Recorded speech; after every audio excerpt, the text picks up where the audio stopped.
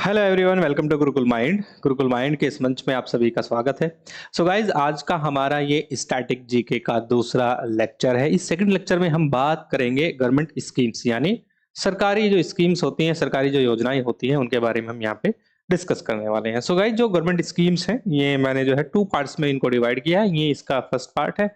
इस first part में हम जो है कुछ स्कीम्स को जो है क्या करेंगे, डिस्कस करेंगे, और सेकंड पार्ट में फिर जो बाकी बची हुई जो स्कीम्स रह जाती हैं उनकी हम यहाँ पे डिस्कस करने वाले हैं। सो गाइज, आपका जो एग्जामिनेशन है सीयूईटी में जो है आपसे बहुत सारे क्वेश्चंस जो है आपके स्कीम्स रिलेटेड जो है, यानी योजनाओं से संबंधित जो प्रश्न है वो पूछे जाते हैं। अब आपसे जो गवर्नमेंट स्कीम्स हैं, जो सरकारी योजनाएं हैं, आपसे क्वेश्चन क्या क्या पूछे जा सकते हैं वो मैं यहाँ पे डिस्कस कर सकता हूँ। तो हमें क्या डिस्कस करना है, तो सबसे पहले देखा जाए, कोई भी अगर आपकी जो है स्कीम है वो कब लॉन्च हुई है, तो ये पूछा जा सकता है। ठीक है, गवर्नमेंट स्कीम्स का क्या पूछा जा सकता है, पूछा जा सकता है कि भाई बताइए प्रधानमंत्री मानधन योजना कब स्टार्ट हुई, ऐसा पूछा जा सकता है। सुकन्या समृद्धि योजना कब स्टार्ट हुई, ऐसा पूछा जा सकता है एग्जामिनेशन में। तो एक क्वेश्चन तो आपका ऐसा बन सकता है। दूसरा जो क्वेश्चन है उसका पूछा जा सकता है कि ये जो गवर्नमेंट है, ठीक है, ये किसकी पहल है, यानी किसके द्वारा इसको स्टार्ट किया गया है। वो आपकी सेंट्रल गवर्नमेंट यानी गवर्नमेंट ऑफ इंडिया हो सकती है, या वो कोई स्टेट गवर्नमेंट हो सकती है, या कोई वो इंस्टीट्यूशन गवर्नमेंट का हो सकता है। ठीक है, तो बहुत सारे इंस्टीट्यूशन अपनी स्कीम्स चलाते हैं। तो इसमें हम जैसे कि हम बात कर सकते हैं कि कोई भी गवर्नमेंट का इंस्टीट्यूशन है, जैसे पर्यावरण मंत्रालय क्या है, गवर्नमेंट का एक टूल है, एक इंस्टीट्यूशन है जो हमारे एनवायरनमेंट को से रिलेटेड बहुत सारी जो है योजनाएं चलाता है और चला सकता है।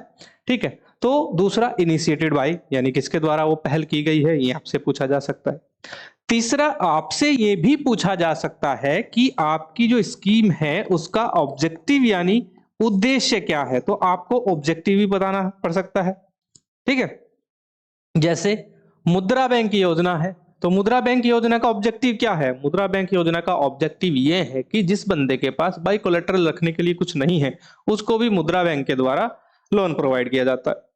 ठीक है, एक इंटरेस्ट रेट होता है और गवर्नमेंट की तरफ से जो है सब्सिडाइज होती है, बैंक आपको लोन दे देता है। उस लोन से आप जो है कुछ भी कर सकते हैं, आप कोई भी जो है अपना सेटअप स्टार्ट कर सकते हैं, अपना नया स्टार्टअप स्टार्ट कर सकते हैं। ठीक है, तो ऑब्जेक्टिव हुआ, तो ये आपसे पूछा जा सकता है कि उसका ऑब्जेक्टिव क्या है। ठीक है, फिर आपसे पूछा जा सकता है कि वो किसको टारगेट करती है। ठीक है, तो जो टारगेटेड ऑडियंस जिसको हम कहते हैं कि इसके जो है टारगेट इसके क्या क्या है, यानी स्कीम्स का जो टारगेट है वो भी हम इसमें जो है देख सकते हैं। तो हम उस पर भी बात करेंगे कि ये इसके टारगेटेड ऑडियंस इसकी कौन कौन सी है, कहाँ कहाँ ये चलाई जा सकती है, किन किन व्यक्तियों को लाभ हो सकता है, यानी इसके जो लाभार्थी हैं उसके बारे में भी हम जो है अपना जो ये लेक्चर है इसमें डिस्कस करने वाले हैं। ठीक है, सीयूटी नहीं, बाकी बहुत सारे एग्जामिनेशन में भी एक बार ये लेक्चर अगर आप सुन लेते हैं ध्यान से, तो बहुत सारे एग्जामिनेशन की प्रॉब्लम आपकी सॉल्व हो सकती है। ठीक है, उसके बाद हम इसमें क्या देख सकते हैं कि उसके की फैक्टर्स क्या हैं। तो स्कीम्स के जो की फैक्टर्स हैं उसके बारे में भी हम जो है इसमें डिस्कस कर सकते हैं। तो ये सारी चीजें हम जो गवर्नमेंट स्कीम्स हैं उनमें, यानी सरकारी जो योजनाएं हैं, उनको हम यहाँ पे डिस्कस करने वाले हैं। तो चलिए बिना देरी के स्टार्ट करते हैं। सबसे पहली योजना जो है हम डिस्कस करते हैं, मेक इन इंडिया। ठीक है, तो मेक इन इंडिया जो है आपकी एक स्कीम है, और इसकी अगर मैं बात करूं कि ये कब लॉन्च हुई थी, तो लॉन्च डेट जो है उसकी 25 सितंबर 2014, यानी ये आपकी 25 सितंबर 2014 को जो है इसको स्टार्ट किया गया था। वर्ष 2014 में भारत में मोदी गवर्नमेंट का जो है पहला टेन्योर था, यानी जिसको हम एनडीए फर्स्ट की गवर्नमेंट कहते हैं। तो ये जो स्कीम है, ऐसा भी पूछा जा सकता है कि एनडीए फर्स्ट में आई या एनडीए सेकंड में आई। तो एनडीए फर्स्ट कब से स्टार्ट हुआ था आपका, 2014 में। मोदी फर्स्ट कहेंगे, एनडीए सेकंड था ये, क्योंकि एनडीए फर्स्ट जो है वो अटल बिहारी वाजपेयी का काल का माना जाता है, यानी मोदी की जो पहला जो टेन्योर था मोदी सरकार का, उसमें स्टार्ट किया गया था। इसको नेशनल डेमोक्रेटिक अलायंस कहते हैं, भारतीय जनता और उसके जो सहभागी जो पार्टीज हैं जो मिलकर सरकार बनाते हैं उसको एनडीए कहा जाता है, और जो कांग्रेस एंड अलायंसेस जो मिलते हैं उसको यूपीए कहा जाता है, यूनाइटेड प्रोग्रेसिव अलायंस। ठीक है, तो ये आपको ध्यान रखना है। तो ये चीजें ऐसे चलती हैं। इसका ऑब्जेक्टिव क्या है मेक इन इंडिया का, यानी इसका उद्देश्य क्या है, to make India a global manufacturing hub. तो मेक इन इंडिया को क्या करना है कि मेक इन इंडिया के थ्रू हम भारत को क्या करना चाह रहे हैं, एक ग्लोबल यानी वैश्विक मैन्युफैक्चरिंग हब यानी विनिर्माण हब के रूप में हम आगे बढ़ाना चाह रहे हैं। ये मेन उद्देश्य है मेक इन इंडिया स्कीम का, यानी मेक इन इंडिया योजना का। तो भारत को क्या करना चाह रहे हैं हम, विनिर्माण का हब बनाने जा रहे हैं। अब मैंने बताया था कि जो स्कीम है उसमें पूछा जा सकता है कि इनिशिएटेड बाय दिस यानी government of India, government of Uttar Pradesh या गवर्नमेंट ऑफ महाराष्ट्र, या आपका कोई भी जो है इंस्टीट्यूशन गवर्नमेंट का, जैसे एनवायरनमेंट मिनिस्ट्री है आपकी, ऐसे। तो ध्यान रखना है कि initiated by government of India, Bharat सरकार की जो है ये पहल है। ठीक है, तो किसकी पहल है, भारत सरकार की ये पहल है। ठीक है, तो टारगेट ऑडियंस की अगर हम बात करें तो यहां पे ये ध्यान रखना है कि ऑडियंस खाली भारत की नहीं है इसमें, क्योंकि हमें ग्लोबली इस पे काम करना है। ग्लोबली हमें क्या करना है कि मैन्युफैक्चरिंग हब भारत को बनाना है। जब हमें मैन्युफैक्चरिंग हब भारत को ग्लोबली बनाना है तो हमें ऑडियंस क्या है, भारत, और भारत से बाहर की भी जो है ऑडियंस हमें इसमें टारगेट करनी पड़ेगी। तो वो कौन कौन होंगी, वो आपकी भारत की जो है नेशनल कंपनीज होंगी, यानी multinational companies and domestic companies को हम जो है इसमें क्या करने वाले हैं, इससे ये हमारा टारगेट होगा। यानी हम भारत और भारत के बाहर की भी जो आपकी एमएनसीज हैं, मल्टीनेशनल कंपनीज हैं, और भारत की जो डोमेस्टिक कंपनीज हैं, उन्हें हमें, वो हमारी टारगेटेड ऑडियंस रहेंगी मेक इन इंडिया के थ्रू। इसके की गोल्स की बात करें तो मैंने बताया था कि प्रमोट मैन्युफैक्चरिंग इन इंडिया। तो भारत में क्या है कि जो आपका विनिर्माण है उसको प्रमोट करने के लिए, उसको प्रोत्साहित करने के लिए इस योजना को चलाया गया है। दूसरा क्या है कि बूस्ट जॉब क्रिएशन। अब सीधी सी बात है कि जब भारत में विनिर्माण सेक्टर जो है आपका वो आगे जाएगा तो भारत में रोजगार के सृजन होगा, रोजगार के अवसर पैदा होंगे, और हमारे यूथ को क्या मिलेगी, इससे जॉब्स मिलेंगी, तो जॉब भी क्रिएशन होंगी। तो ये एक तरीके से डबल फायदा हमें देने वाली स्कीम है। भारत में क्या करेगी, ये मैन्युफैक्चरिंग को बढ़ाएगी, और उसके बाद जो है भारत में क्रिएशन ऑफ जॉब्स होगा। एनहेंस स्किल डेवलपमेंट, साथ ही क्या है कि भारत में जो कौशल है, ठीक है, यानी स्किल है, तो यूथ के अंदर जो है कौशल निर्माण क्षमता को बढ़ाने का भी काम ये स्कीम आपकी कर सकती है। ये इसके की गोल्स होंगे, इसके मुख्य उद्देश्य होंगे एक तरीके से देखा जाए तो। पहली स्कीम थी आपकी मेक इन इंडिया। चलिए अब हम आगे बात करते हैं, दूसरी है डिजिटल इंडिया। ठीक है, डिजिटल इंडिया यानी डिजिटल भारत की हम यहाँ पे बात कर रहे हैं। जो ये डिजिटल इंडिया है, इसका मेन जो मोटो है वो पावर टू एम्पावर है। ठीक है, यानी शक्ति से सशक्तिकरण। तो क्या है ये, शक्ति से सशक्तिकरण इसको कहा जाता है। लॉन्च डेट इसकी अगर बात करें तो 1 जुलाई 2015 में इसको स्टार्ट किया गया था, इसको लॉन्च किया गया था। ठीक है, अगर हम ऑब्जेक्टिव यानी उद्देश्य की बात करें, to transform India's economy through digital empowerment, यानी जो भारत की जो इकोनॉमी है उसको हमें क्या करना है, डिजिटली हमें प्रमोट करना है, और उसको डिजिटली एम्पावर करना है, यानी डिजिटल रूप से भारत की अर्थव्यवस्था का सशक्तिकरण करना है। अगर मैं सारी स्कीम्स जो है आपको आगे भी पढ़ाऊंगा, ये भी मैं स्कीम्स पढ़ा रहा हूं, धरातल पर सबसे ज्यादा सक्सेस रेट किसी स्कीम का रहा है तो वो आपकी डिजिटल इंडिया है। ठीक है, क्योंकि अगर आप देख सकते हैं भारत के किसी भी हिस्से में जाएंगे तो आपको क्या है, आपको यूपीआई जरूर मिल जाएगा। और यूपीआई क्या है, यूपीआई पार्ट है आपका किस चीज का, इस स्कीम्स का, डिजिटल इंडिया जो हमने चलाई थी। तो सबसे ज्यादा सक्सेस रेट इस योजना का भारत में रहा है। भारत में अगर देखा जाए तो आपको, अगर आप जाते हैं किसी चाय वाले के पास जाते हैं, यूपीआई मिलेगा। इवन आप जो है छोटा सा कोई भी कारोबारी है, यानी जो आपका स्ट्रीट वेंडर है, वो भी यूपीआई जो है लेकर बैठा हुआ है, आप यूपीआई से उसको पेमेंट कर सकते हैं। तो ये देखा जाए तो सबसे ज्यादा सक्सेस रेट वाली आपकी स्कीम है। उसके बाद अगर हम बात करें तो ये पहल किसकी है, तो ये पहल आपकी गवर्नमेंट ऑफ इंडिया यानी भारत सरकार की है, यानी initiated by the government of India, Bharat सरकार द्वारा की गई ये पहल है एक तरीके से।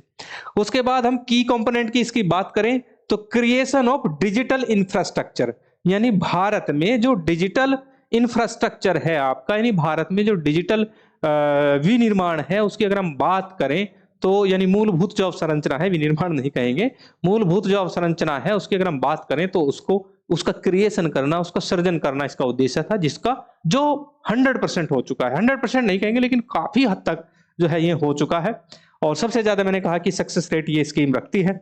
उसके बाद अगर हम बात करें डिलीवरिंग सर्विस डिजिटली, ठीक है, यानी सर्विस को जो है डिजिटली करना है। आपने क्या किया कि कहीं गए, पानी पूरी खाया, पैसे ट्रांसफर किए, ठीक है, तो क्या है, डिलीवरी कैसे हो गई है, डिजिटली डिलीवरी हो गई है, आपने यूपीआई पेमेंट कर दिया है। ठीक है, आप जो है बाहर जॉब करते हैं, आपकी जो है आपके हस्बैंड या आपका जो है वाइफ, आप मेल है या फीमेल है, अगर वहां आपको पैसा भेजना है तो फटाक से आपने पैसे भेजे तो पैसा ट्रांसफर हो गया। तो इससे क्या होता है, तो कहीं ना कहीं जो डिलीवरी है वो डिजिटल डिलीवरी हो जाती है। तो ये जो है डिजिटल इंडिया का काम है, प्रमोटिंग डिजिटल लिटरेसी, और साथ ही जो है जो डिजिटल लिटरेसी है उसको बढ़ाना है, यानी आपकी डिजिटल साक्षरता को बढ़ावा देना है। और ये काफी हद तक जो डिजिटल साक्षरता है इसमें सक्सेस रेट बहुत थोड़ा कम हो सकता है, क्योंकि भारत में आज भी बहुत सारे लोग जो हैं वो डिजिटल जो लिटरेसी है उससे काफी दूर है। लेकिन इतना भी नहीं है, भारत में देखा जाए तो बहुत सारे लोगों ने जो है डिजिटल जो आपकी डिजिटल टेक्नोलॉजिकल एप्टीट्यूड है उसको अडोप्ट कर लिया है। तो ये स्कीम आपकी यहाँ से देखा जाए तो सबसे ज्यादा सक्सेस रेट रखने वाली ये स्कीम मानी जाती है। थर्ड आती है आपकी स्किल इंडिया, ठीक है, जिसका मोटो है कौशल भारत कुशल भारत। यानी भारत में युवाओं को के अंदर कौशल निर्माण क्षमता को बढ़ाने के लिए, यानी स्किल जो देखा जाए जो भारत में जो यूथ के अंदर जो स्किल्स हैं उसकी कैपेसिटी को बढ़ाने के लिए इस स्कीम को चलाया गया था। इसके अगर हम लॉन्च डेट की बात करें तो 15 जुलाई 2015 को, यानी 15 जुलाई 2015 को जो है ये स्टार्ट की गई थी। मेन ऑब्जेक्टिव क्या है इसका, ऑब्जेक्टिव क्या है कि लोगों के अंदर क्या करना, स्किल डेवलपमेंट को एनहेंस करने के लिए, यानी लोगों के अंदर जो कौशल विकास है उसको बढ़ाने के लिए, उसको प्रोत्साहित करने के लिए इस स्कीम को चलाया गया था, ताकि जो है यूथ के अंदर जो जॉब अपॉर्चुनिटीज हैं वो बढ़ जाएं। ठीक है, जॉब अपॉर्चुनिटीज का मतलब है कि वो अपने अंदर जो रोजगार है, जो एम्प्लॉयमेंट है, वो या तो खुद जो है एम्प्लॉयमेंट को क्रिएट कर ले, या खुद करके दूसरों के लिए भी क्या कर सके कि जॉब अपॉर्चुनिटीज को बढ़ा सके। ठीक है, जो हम पढ़ा रहे हैं ये भी क्या है देखा जाए तो ये भी एक तरीके का नया डिजिटल स्किल है। ठीक है, डिजिटल स्किल का मतलब क्या है कि हम जो है डिजिटली आपको जो है लेक्चर डिलीवर कर रहे हैं, और ये भी एक स्किल है। पहले फैकल्टीज, हमारे जैसी फैकल्टीज क्या करती थी, ऑफलाइन पढ़ाती थी। ठीक है, व्हाइट मार्कर बोर्ड से या प्रोजेक्टर से। अब क्या है कि ये चीजें आई तो हमने इसको अडॉप्ट किया, ये एक स्किल सीखा कि क्लासेस कैसे लेनी है, कैसे पढ़ाना है, तो क्या किया, इससे भी एक जॉब क्रिएशन हुआ।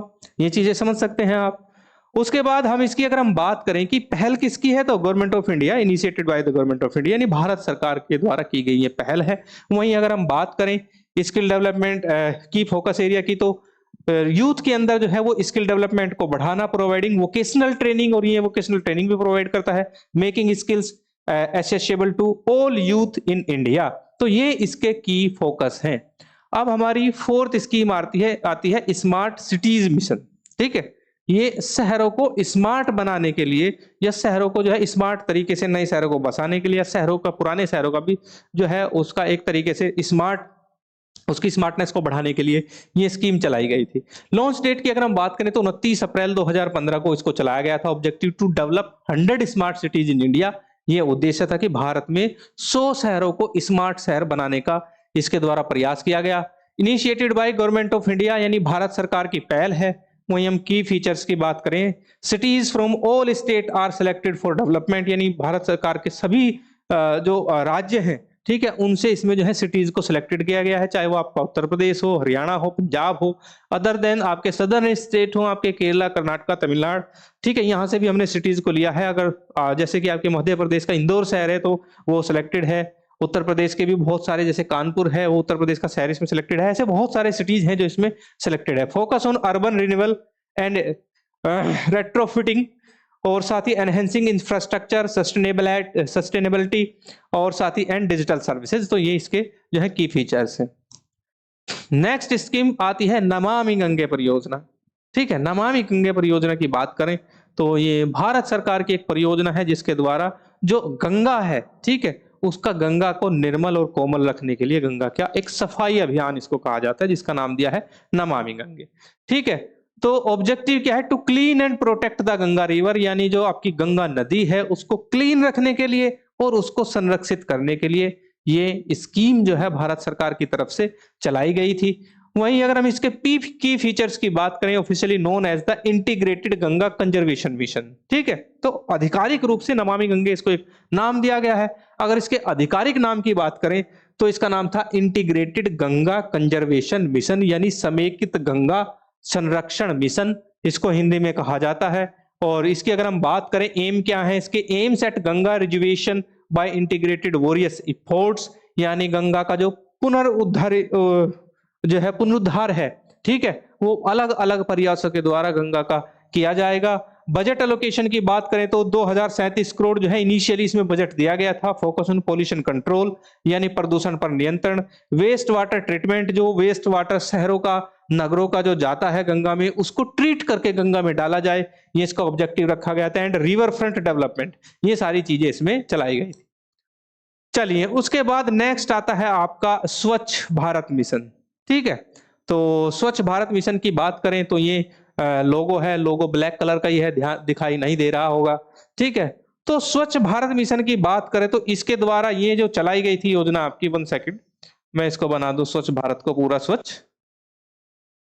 ठीक है, तो ये जो है गांधी जी का जो है स्पैक्स है, और गांधी जी जो कि जो है स्वच्छता के प्रति बहुत ज्यादा जागरूक रहते थे, तो उन्हीं के अनुसार जो है ये आपका स्वच्छ भारत मिशन जो है चलाया गया था। और इसकी लॉन्च डेट की अगर हम बात करें तो ये उनकी जयंती पर यानी गांधी जी की जयंती पर 2 अक्टूबर गांधी जी की जयंती होती है यानी उनका बर्थडे है 2 अक्टूबर को। तो 2 अक्टूबर 2014 को स्वच्छ भारत मिशन को लॉन्च किया गया था।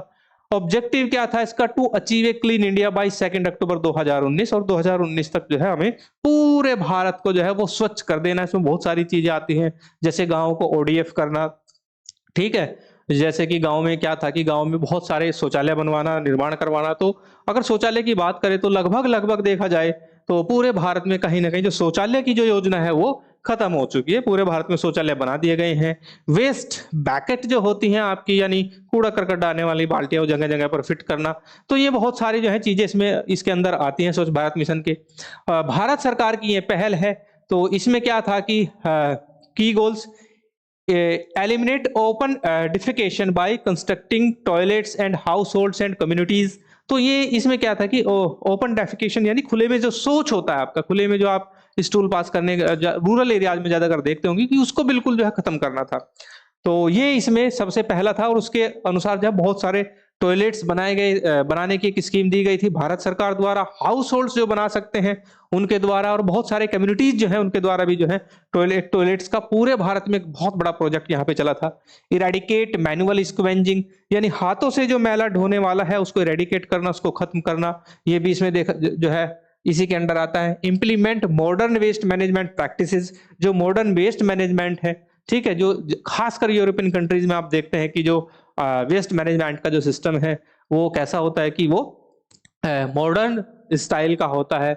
जैसे कि बहुत सारे जो है सुरक्षात्मक चीजों का प्रयोग करके वेस्ट मैनेजमेंट करना, तो ये सारी चीजें इसमें आती हैं। Encourage private sector participation in sanitation effort, create awareness and change public attitude towards जो है क्लीनलाइनेस। ओके, तो ये चलता है। उसके बाद नेक्स्ट आती है आपकी स्वच्छ दर्शन। ठीक है, तो स्वच्छ दर्शन की अगर हम बात करें तो ये क्या है? Developing sustainable destination. ठीक है, यानी जो आपकी सतत डेस्टिनेशन है उसको क्या करना है? उसको विकसित करना इसका उद्देश्य है। ऑब्जेक्टिव की अगर हम बात करें तो integrated development of theme based tourist circuit in India. तो ये एक तरीके से जो है देखा जाए टूरिस्ट सर्किट है। लॉन्च ईयर की बात करें 2015 में जो है चलाई गई थी, गवर्नमेंट ऑफ इंडिया की पहल है। की फीचर्स की अगर हम बात करें, promotes culture and heritage tourism. ठीक है, यानी सांस्कृतिक और जो आपकी हेरिटेज टूरिज्म है, ठीक है, उसको क्या करना है? प्रमोट करना है। Enhance tourism infrastructure and connectivity, यानी जो आपका टूरिज्म इंफ्रास्ट्रक्चर है, ठीक है, तो यानी पर्यटन जो मूलभूत अवसंरचना है उसको क्या करना है? एनहेंस करना है। साथ ही कनेक्टिविटी को बढ़ावा देना है एक दूसरे शहरों को जोड़ने के लिए। Encourage community participation for sustainable tourism. Identified tourism circuit जैसे कि north east circuit, Buddhist circuit, Himalayan circuit, coastal circuit और कृष्णा सर्किट। तो ये सारे सर्किट्स जो हैं इनको बनाया गया है। इसको इससे क्या है कि स्वच्छ भारत जो दर्शन है पहले 2015 में चली, फिर इसको दोबारा फिर से चलाया गया, उसका नाम स्वच्छ दर्शन 2.0 रखा गया। ठीक है, तो ये है। अब हम नेक्स्ट आता है सुकन्या समृद्धि योजना। ठीक है, तो सुकन्या समृद्धि योजना हमारे भारत में बेटियों के लिए है। भारत में एक स्कीम आई थी बेटी बचाओ और बेटी पढ़ाओ कैंपेन, तो इसका पार्ट माना जाता है। ठीक है, इसका पार्ट है आपका सुकन्या समृद्धि योजना, भारत सरकार का जो है उपक्रम है। अगर हम इसकी बात करें तो ये 2 जनवरी 2015 को बेटी बचाओ बेटी पढ़ाओ स्कीम के नाम से हरियाणा के पानीपत से इसको स्टार्ट किया गया था, बाद में इसका एक पार्ट बनाया गया सुकन्या समृद्धि योजना। की फीचर्स की अगर हम बात करें, high interest rate subject to change annually, और tax benefit under section 80C of the income tax act, यहाँ पे जिसको टैक्स बेनिफिट भी मिलेंगे। मिनिमम डिपॉजिट की अगर हम बात करें तो रेट 250 पर ईयर है, और मैक्सिमम डिपॉजिट इसमें जो है 1.5 लाख पर ईयर आप कर सकते हैं अपनी बेटी के जन्म के अवसर पर या जन्म के बाद या कभी भी। और इसमें अगर देखा जाए, account can be open in any post office और ऑथराइज्ड बैंक, यानी कोई भी नेशनलाइज्ड बैंक हो, ठीक है, उसमें कोई भी ऑथराइज्ड बैंक हो जिसको आरबीआई द्वारा जो है अप्रूवल मिला हुआ हो, वहां पे आप अकाउंट ओपन कर सकते हैं अपनी बच्चियों का। और maturity period 21 years of until the girls marriage after 18 years, ठीक है। तो इसकी जो मैच्योरिटी एज है, जब महिला यानी आपकी जो बेटी है उसकी एज जो है वो 21 वर्ष, और जब तक की जो है उसकी मैरिज जो है 18 वर्ष, until the girls marriage after 18 years, यानी 18 ईयर्स के बाद अगर उसकी मैरिज हो जाती है तो तब भी जो है ये मैच्योरिटी बन जाती है, अदरवाइज 21 वर्ष जो है इसकी मैच्योरिटी एज रखी गई है। इसके बाद अगर हम बात करें प्रधानमंत्री जनधन योजना, ठीक है, तो प्रधानमंत्री जनधन योजना की अगर हम बात करें, ये एक योजना है जिसकी लॉन्च डेट है 28 अगस्त 2014 को इसको स्टार्ट किया गया था। और इसकी अगर हम बात करें तो मेनली क्या था कि भारत में फाइनेंशियल इंक्लूजन, वित्तीय समावेशन को आगे बढ़ाने के लिए, जब प्रधानमंत्री नरेंद्र मोदी जो है भारत के प्रधानमंत्री बनते हैं, तो उसके बाद जो है देखा जाता है कि भारत में बहुत सारे लोगों के पास बैंक अकाउंट नहीं है। बैंक अकाउंट ना होने की सबसे बड़ी वजह है कि उनके पास बैंक अकाउंट में मिनिमम डिपॉजिट का पैसा भी नहीं है, तो इसलिए जीरो बैलेंस पर जो है योजना स्टार्ट की गई, और उसमें हर व्यक्ति को जो है मैंडेटरी कर दिया कि वो प्रधानमंत्री जनधन योजना के तहत अपना अकाउंट जो है बैंक में ओपन करा सकता है। मेनली क्या था कि जो वीकर सेक्शन ऑफ सोसाइटी है, ठीक है, उसको बूस्ट करने के लिए, उसको आगे बढ़ाने के लिए ये स्कीम, ये योजना चलाई गई थी, ठीक है।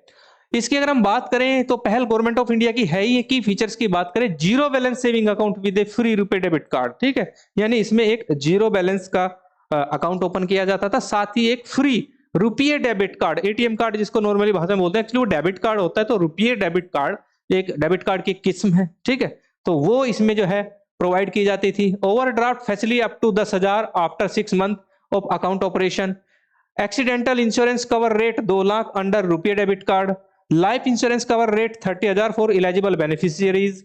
Direct benefit transfer for government of subsidies, यानी डीबीटी का भी इसमें जो किया गया कि अगर गवर्नमेंट की कोई सब्सिडीज जो है दी जानी है गवर्नमेंट की तरफ से, कोई लाभार्थी है, सपोज दैट मैं अमरजीत सिंह लाभार्थी हूं, ठीक है, हालांकि नहीं हूं मैं कोई लाभार्थी, फिर भी अगर मैं लाभार्थी हूं तो मैं, मेरे पास जनधन का अकाउंट है, तो जो है डीबीटी की सर्विस लेने के लिए जो है मैं एलिजिबल हूं, और कोई भी मुझे सब्सिडी मिलती है तो भारत सरकार क्या कर सकती है कि डीबीटी सीधे मेरे जनधन अकाउंट में डीबीटी के माध्यम से फंड ट्रांसफर किया जा सकता है। उसके बाद आती है प्रधानमंत्री सुरक्षा बीमा योजना, पीएमएसबीवाई जिसको बोला जाता है, भारत सरकार की एक योजना है, ठीक है, और इसकी लॉन्च डेट है आपकी जो है वो 9 मई 2015 की, ठीक है। Objective to provide affordable accidental insurance coverage, ठीक है, तो ये एक तरीके से क्या देती है कि अफोर्डेबल एक्सीडेंटल कवरेज जो है वो भारत के नागरिकों को देती है। और initiated by government of India. की फीचर्स की अगर हम बात करें, eligibility individual aged 18 to 70 years with A bank account. Premium की बात करें तो 12 रुपए जो है पर एनम के हिसाब से देने हैं, auto debited from the bank account, यानी आपके खाते से पर एनम यानी एक वर्ष में 12 रुपए का एक जो है मात्र प्रीमियम लिया जाएगा, और उसके बदले जो है आपको एक्सीडेंटल कवर, जैसे कि बहुत सारे एक्सीडेंटल कवर आप बहुत सारी बीमा कंपनियों से लेते हैं, ऐसे ही भारत सरकार की एक योजना है जो आपको ये चीजें देती है। कवरेज की बात करें, 2 लाख रुपए जो है वो आपको एक्सीडेंटल डेथ पर और फुल डिसेबिलिटी पर, यानी फुल डिसेबिलिटी मतलब आपको बिल्कुल जो है डिसेबल हो जाते हैं, जो है निशक्त हो जाते हैं, और जो है कुछ करने की जो है आप में क्षमता नहीं रहती है, तो आपको जो है वो 2 लाख रुपए का कवर इसमें दिया जाता है।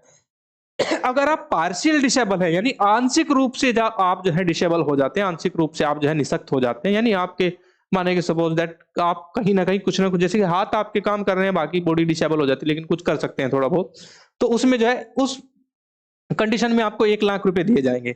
रिन्यूअल की बात करें तो yearly with option for auto renewal, तो इस जो है ईयरली इसको रिन्यूअल करना होता है। इजी एनरोलमेंट है, linked with Aadhaar and bank account, और नॉर्मली आपका आधार और बैंक अकाउंट जो है उससे ये क्या हो जाती है, लिंक हो जाती है आपकी, ठीक है।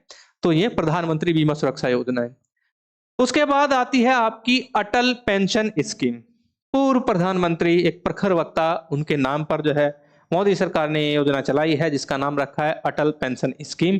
और ये क्या है कि जो स्कीम है आपकी, ये 9 मई 2015 को स्टार्ट की गई थी। Objective to provide pension benefits to workers in the unorganised sector.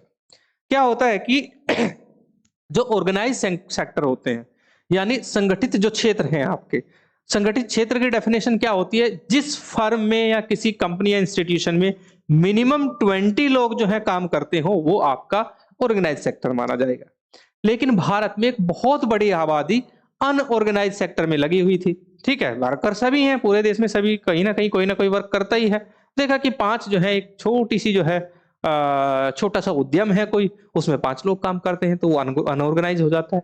तो उनको बेनिफिट्स देने के लिए अटल पेंशन योजना चलाई गई है, क्योंकि वो ताउम्र अपनी काम करते हैं लेकिन उनको कोई फायदा पेंशन वगैरह का नहीं होता है। तो इसके लिए क्या किया गया था कि जो है अनऑर्गेनाइज सेक्टर को जो है पेंशन प्रोवाइड करने के लिए अटल पेंशन योजना स्टार्ट की गई। भारत सरकार द्वारा चलाई गई है। एलिजिबिलिटी की बात करें, 18 से 40 ईयर का कोई भी व्यक्ति अपना बैंक अकाउंट से जो है इसको योजना स्कीम को जो है स्कीम का लाभार्थी बन सकता है।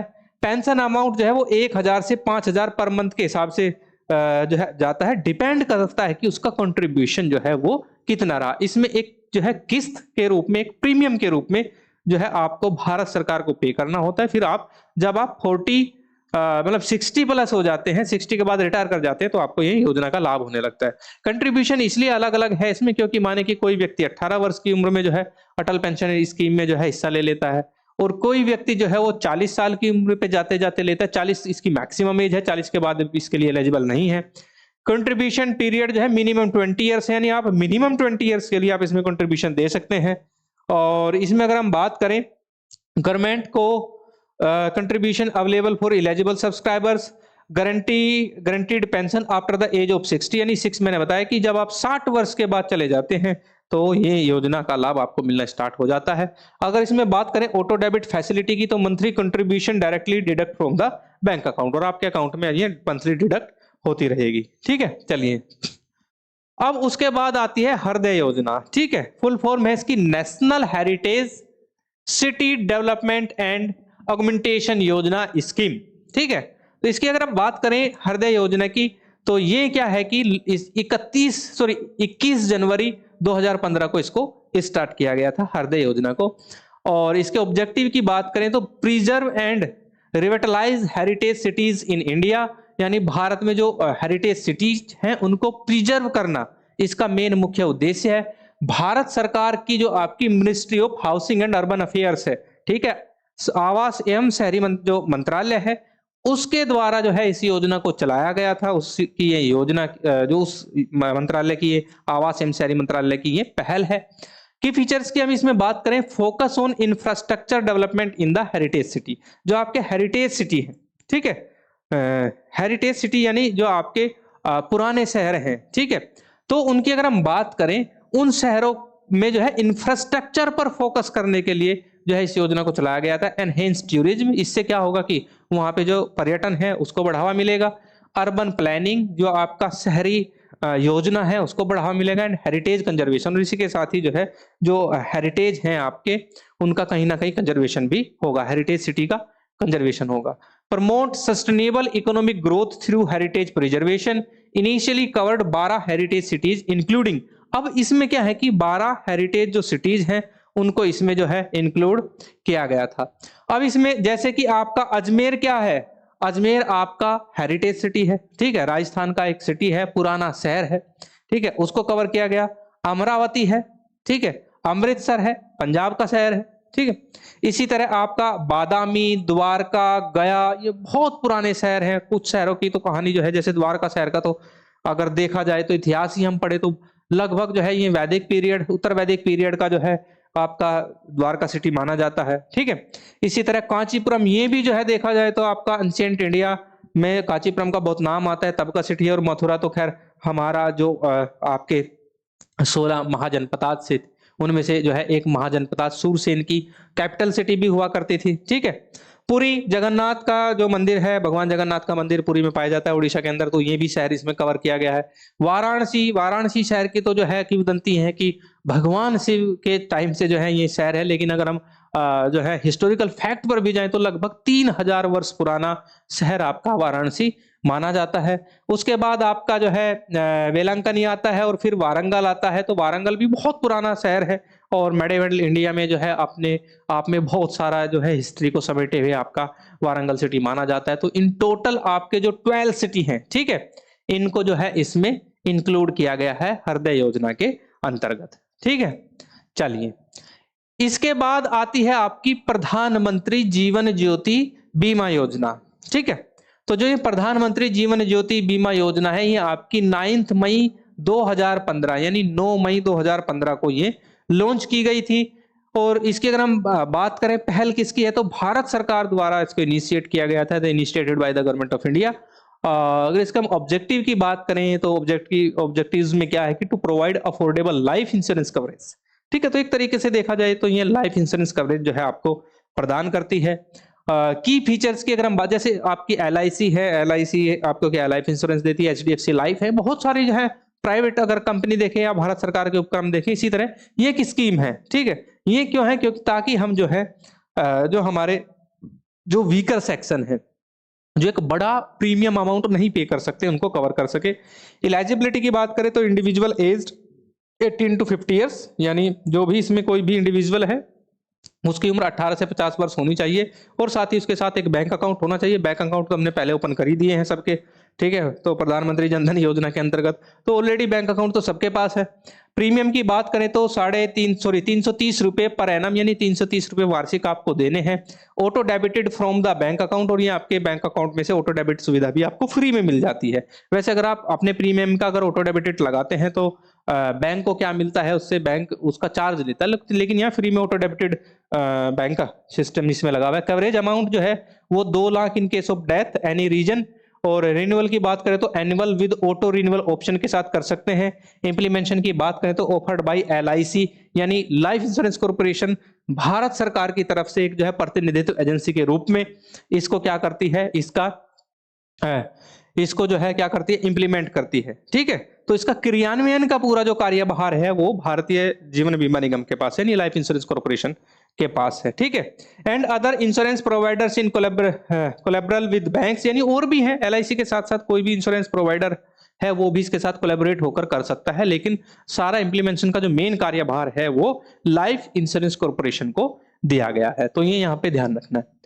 अब आती है आपकी मुद्रा बैंक योजना, जिसका मैंने जो है स्टार्टिंग में ही जिक्र किया था। मुद्रा बैंक योजना भी एक तरीके से फाइनेंशियल इंक्लूजन को शो करता है, यानी भारत में वित्तीय समावेशन को शो करता है। जिन लोगों के पास बैंक के पास बाई कोलेटरल कुछ रखने के लिए नहीं होता है, यानी एक तरीके से देखा जाए सिक्योरिटी बैंक अपने पास रखता है, फिर उसके बाद बैंक आपको अमाउंट देता है, आप अमाउंट को नहीं चुका पाते, सिक्योरिटीज अपने पास वो जब्त कर लेता है, तो यही रूल होता है। इसमें ऐसा कोई रूल प्ले नहीं होता है। तो मुद्रा बैंक योजना जो है इसको micro units development and refinance agencies के नाम से भी जाना जाता है। लॉन्च डेट 8 अप्रैल 2015 को। Objective to provide financial support to small businessman and entrepreneurs.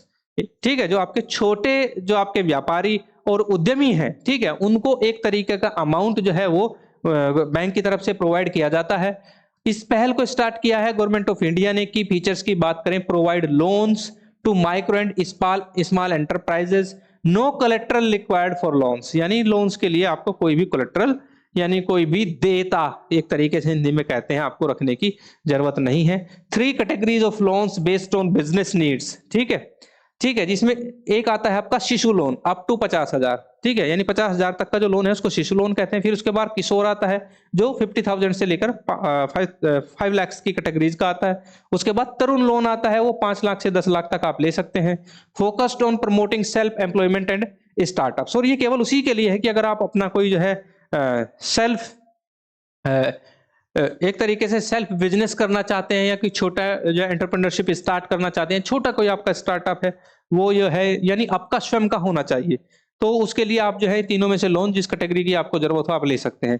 Encourage women's entrepreneur and small business growth, तो जो है ये एक तरीके से क्या है कि जो महिला एंटरप्रेन्योर है जो और साथ ही स्मॉल बिजनेस ग्रोथ है उनको बढ़ाने के लिए ये लोन भारत सरकार की तरफ से प्रोवाइड किया जाता है। सो गाइज, आज का योजना का ये पार्ट 1 है। पार्ट 2 में बाकी जो योजनाएं हैं उनको हम यहाँ पे कवर करने वाले हैं, और आज के लिए इतना ही। अब मुझे जो है सभी दीजिए इजाजत, धन्यवाद। और हमारा जो उद्गम बैच है, ठीक है, जिसे अभी आप जो है देख रहे हैं, तो इसको जो है बाकी भी लोगों के साथ शेयर कीजिए, ताकि ज़्यादा से ज़्यादा जो लोग हैं हमारे इस उद्गम बैच का फ़ायदा उठा सकें। आज के लिए इतना ही, मुझे दीजिए इजाज़त। धन्यवाद।